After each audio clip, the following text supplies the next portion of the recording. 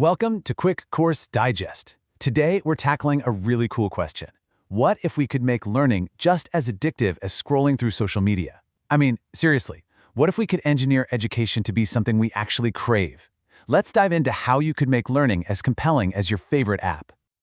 You know, we always think of education as this great equalizer, right? The thing that's supposed to give everyone a fair shot. But what if that's not the whole story? What if, for a lot of people, it's actually the exact opposite? Okay, so here's the first big idea, the Great Divide. How can we make sure education actually reaches everyone? The thing is, in a lot of places around the world, a really good education is something you have to buy. It's a luxury. So if you've got money, you can get into the best schools, get the best tutors, and that just helps you make more money. But if you don't, you get left behind. It actually makes the gap between the rich and the poor even wider. So I mean, with a problem that huge, where do you even begin? Well, to make a real dent in a problem like that, you've got to focus. You can't fix everything at once. So the idea was, let's pick just one subject, the single subject that could give the most people a direct path to a better life. So, what do you think it is? Math? Maybe science? Believe it or not, the answer is foreign languages. And the numbers here are just, wow, 2 billion. That's how many people on this planet are trying to learn another language right now. That's a huge, built-in audience just waiting for a better way to learn. And if you drill down into that massive number, you find something really interesting. The overwhelming majority, we're talking a full 80%, are all trying to learn the same language, English. And the reason why is super practical. In most countries, knowing English can literally boost your income potential, sometimes by a lot. It's a ticket to a better job. So the mission is clear. Teach English to as many people as possible. And the one tool that can reach pretty much everyone, no matter where they are, is the smartphone. But that brings us to our next big challenge, the smartphone dilemma. It's education's biggest opportunity and, yeah, its biggest competitor. Okay, so here's the thing about smartphones. On the one hand, they give us incredible access to all the world's knowledge. But on the other hand, they are loaded with distractions. Think about it. Trying to get someone to learn on their phone is like putting a plate of broccoli in front of them, right next to the most amazing, delicious dessert they've ever seen. You've got the broccoli, your math lesson, your history facts, and then you've got the dessert, TikTok, Instagram, all those games. Which one are you going to pick? Exactly. You can't just cross your fingers and hope people choose the broccoli. It's not going to happen. The only real solution is to make the broccoli taste like dessert. So that brings us to Section 3, Engineering Engagement. The secrets to hacking motivation. How do you actually do it? How do you make learning feel like playing a game? Well, you borrow the same tricks of the trade, the same psychological hooks that make social media and games so darn addictive, but you use them for good. Okay, let's talk about one of the most powerful tools in the box, the streak.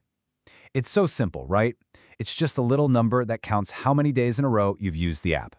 But that number is a psychological masterpiece. You see it ticking up and you get invested.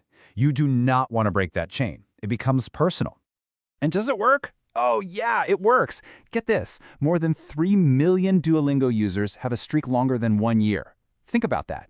3 million people have made learning a daily habit every single day for over 365 days, all because they don't want to see that little number go back to zero. That's incredible. All right, next up, notifications. Reminders that work. Now look, we all know notifications can be annoying. But here's the thing, when it comes to learning, a lot of people actually want that little nudge. And the data shows the perfect time to send it is exactly 24 hours after their last lesson. Why?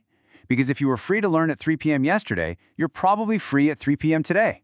Makes sense. But what happens when people start ignoring those reminders? This is where it gets brilliant. After you've ignored the app for a week, it doesn't shout at you. No, it sends you this little message, these reminders don't seem to be working, we'll stop sending them for now. It's this perfectly passive-aggressive guilt trip. The little app owl is basically saying, fine, I give up on you. And it's so ridiculously effective at getting people to come back that the pushy owl has become this huge internet meme. It's genius. So, okay, we've seen the techniques, the streaks, the guilt-tripping owl, but what's the real-world impact of all this? This brings us to Section 4, Redeeming Screen Time. The actual results are way bigger than you might think. This whole approach is reaching an absolutely massive number of people. Check this out. In the United States right now, there are more people learning a language on Duolingo than there are in the entire U.S. high school system, combined. Let that sink in for a second. More learners on one app than in every public high school in the country. That's the scale we're talking about.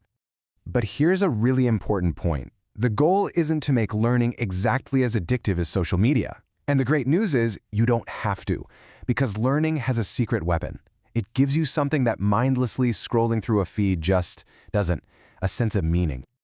Think about it. When you spend 2 hours scrolling, you usually just feel like you've wasted your time. But when you spend time learning something, you feel good about yourself, right?